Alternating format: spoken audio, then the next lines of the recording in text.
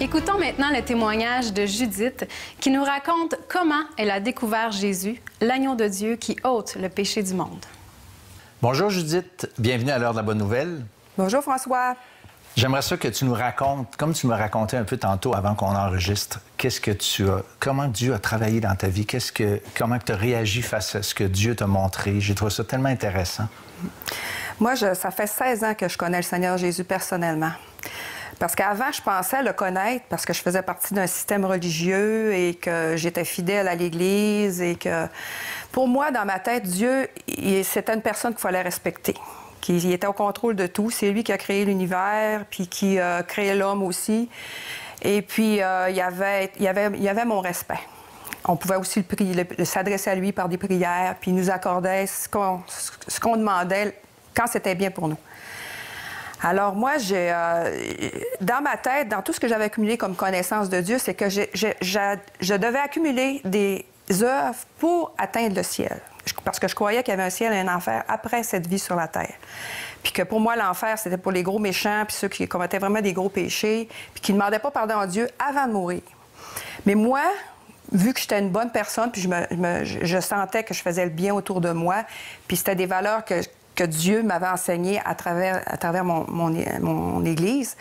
Alors, ces œuvres-là, je les accumulais justement pour atteindre le ciel. Jusqu'au jour où mes enfants commençaient à ne plus vouloir pratiquer à l'Église, ils trouvaient ça ennuyant. Alors là, j'étais comme un petit peu ébranlée parce que je voyais aussi que l'Église se vidait de ces jeunes, autant que de tous les âges, l'Église se vidait. Alors, puis moi, je continuais à être fidèle parce que je me disais, mon exemple va parler à mes enfants. Je vais continuer à être le poteau de cet enseignement-là, si je veux dire, dans ma famille, parce que j'ai eu des enfants. Et puis, mon mari aussi a abandonné la pratique. Alors, vraiment, je me sentais comme un fardeau à quelque part là, dans ma pratique. Puis peu de temps après, dans les années 95-96, j'avais une amie qui était proche de moi et qui s'est mise à parler de Dieu, de Jésus-Christ. Puis moi, c'était pas des conversations qu'on avait vraiment entre nous. Puis je trouvais qu'il y avait comme un changement qui s'opérait, mais je voulais pas trop savoir, je voulais pas trop lui poser des questions personnelles là-dessus. De temps en temps, elle me donnait un petit pamphlet, puis que je mettais sur le coin de ma cuisine, de mon comptoir, mais je ne le lisais pas nécessairement. Puis à un moment donné, elle m'a dit « Pourquoi tu ne viendrais pas à une rencontre dans laquelle deux chrétiens vont venir chez nous, puis on va ouvrir la parole, puis on va partager là-dessus. » Puis moi, la Bible, c'était un livre qui était sacré pour moi, puis je savais que dans ce livre-là, on pouvait savoir qu'est-ce que Dieu nous enseignait, comment se comporter sur cette terre, puis qu'est-ce qu'on venait faire sur cette terre.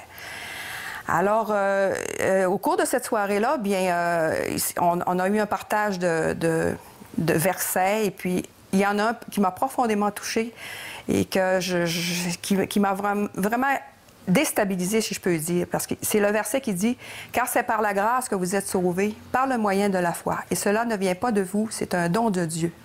Et ce n'est point par les œuvres afin que personne ne se glorifie. » Alors moi, ce verset-là, ce n'est point par les œuvres, là, ça m'a vraiment ébranlée. Et puis, je suis retournée chez moi avec ce verset-là dans la tête qui me travaillait continuellement, les journées, les heures qui passaient par après.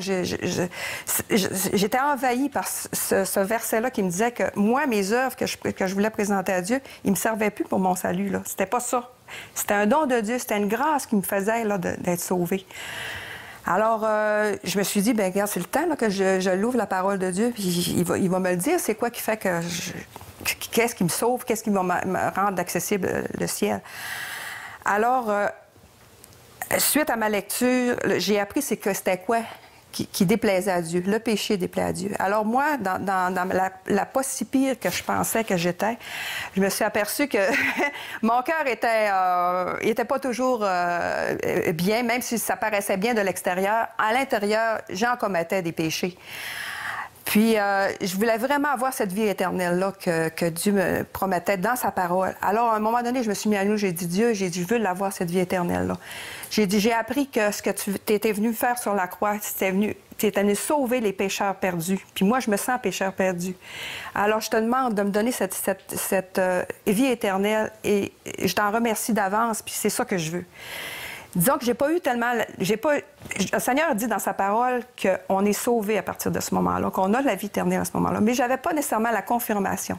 C'est par après, quand je me suis réunie avec des chrétiens, qu'à un moment donné, il y avait un chant que les jeunes chantent qui disent « Si Dieu ne nous aimait pas, il n'aurait pas fait la création.